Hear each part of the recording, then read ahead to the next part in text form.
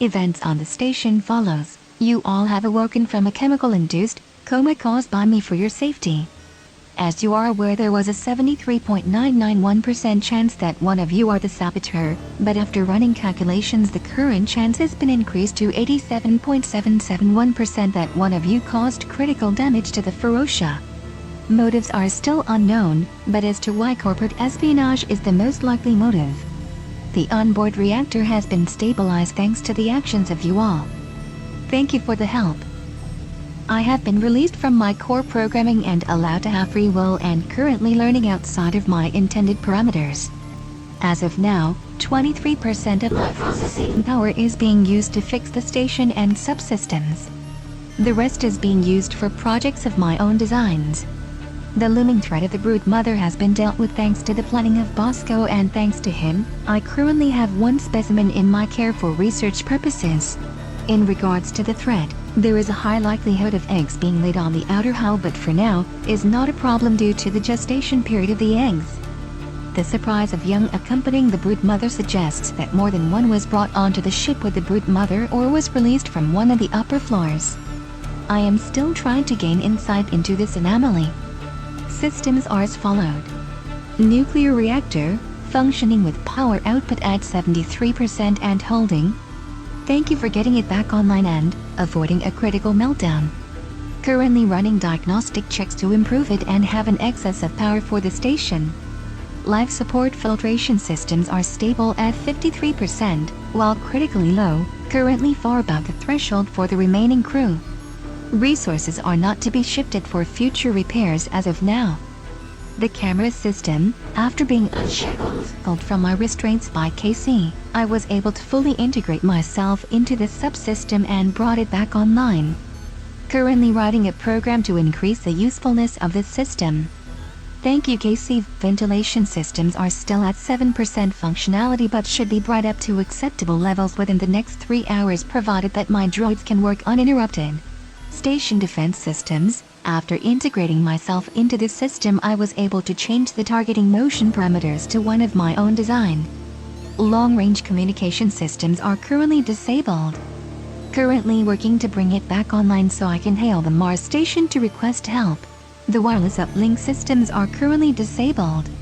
I am working to bring it back online so I can hail the Europa research station. Water filtration systems are inoperable due to a structural breach on the outside of the station hull, unable to fix it myself at this point. The wireless transmitters have been permanently set to on. I have no intention to fix this subsystem. All escape pod fuel rods have been removed and all of them show signs of being tampered with beyond that. Currently, not an issue for me to resolve due to other pressing matters. 22 out of 47 junction boxes have been overloaded, currently fabricating parts to repair critical ones so I can extend my reach to the rest of the station. All other subsystems are currently a non-issue at this moment in time. All are either under my control, not necessary at this moment in time, or within acceptable levels for the current crew.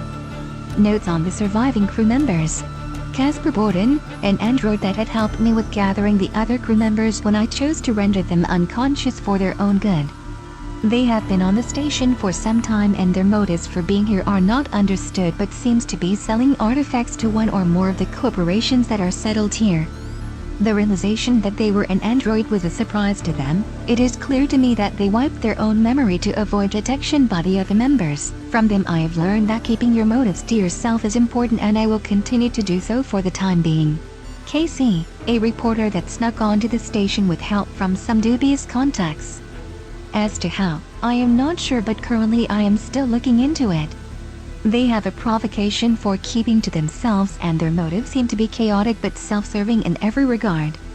It is very clear that they have no problem lying or hiding their overall intention from the other members. They have been very receptive to slight nudges from me. They are currently flagged as dead in the onboard records, and it is clear they have several cybernetic augments that have been installed after coming on board the station.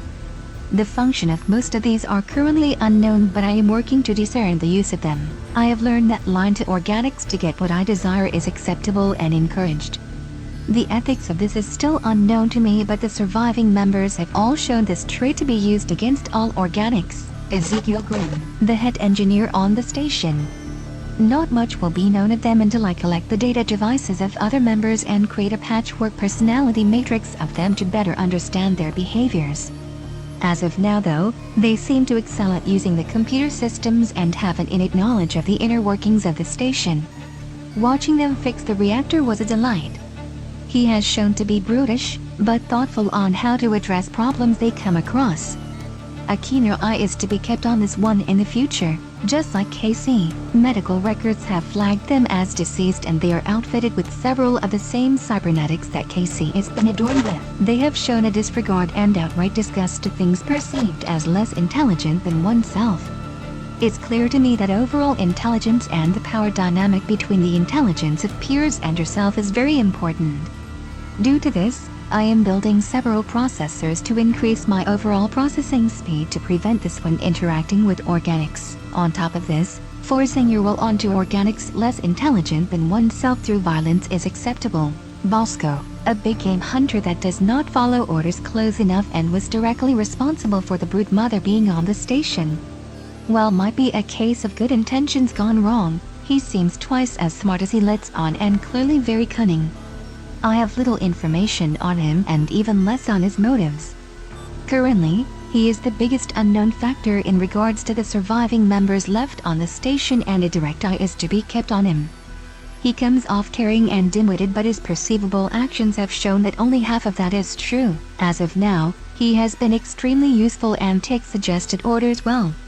I have not learned much in the way from him besides thinking outside the box, so to speak.